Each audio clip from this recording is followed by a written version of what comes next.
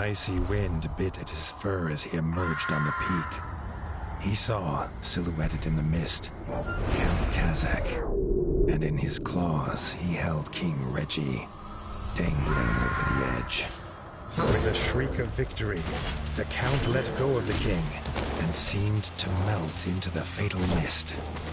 They flew into battle. The Warden and the Count's weapons clashed, echoing across the mountain.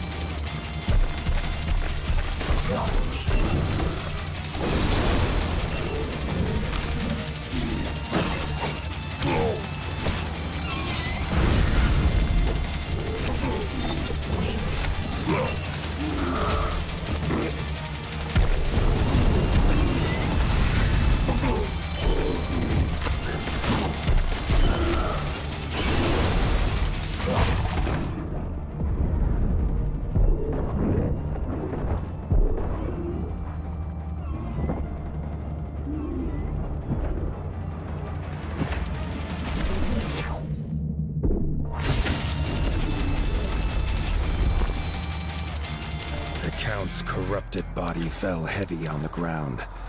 Arlo rushed to the edge, calling for the king, but the only answer in the mist was the icy wind.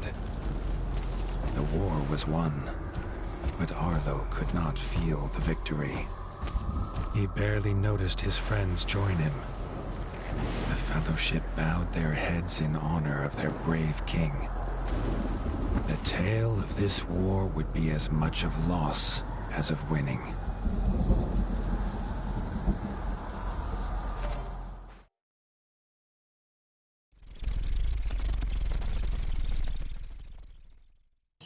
They returned to the Crimson Keep in near silence, each with their thoughts. There would be no victory parades.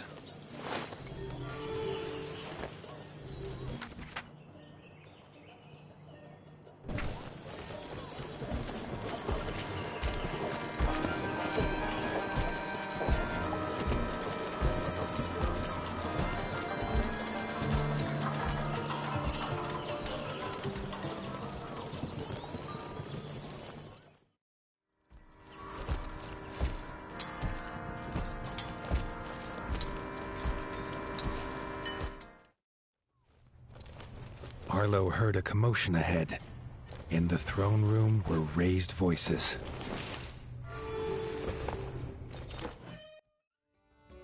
Bertel stood in front of Reggie's throne, holding the crown, asking who should now carry this burden. Dennis barged forward to claim it. He was brother of the king. It was his by birth. Robin stepped forward and proclaimed that Arlo was rightfully king. Without him, there would be no kingdom to rule. He had proved himself on the peak. He was not alone. Leaders of the clans stepped forward and echoed their favor of the warden. Arlo objected. He had no claim here. Bertel slammed his staff into the floor to silence the rising voices. He had a secret to tell. Arlo's father was King Rattus. Bertel himself had delivered him as a child to the warden. He had a claim, if he was willing to take it. Arlo felt the truth of it, and the paw of destiny seemed to push him forward to take his place upon the throne. Bertel placed the crown upon his head. The weight of rule was his now. Dennis had been forgotten in the shouts of joy from the clans. He raised his blade and swore vengeance.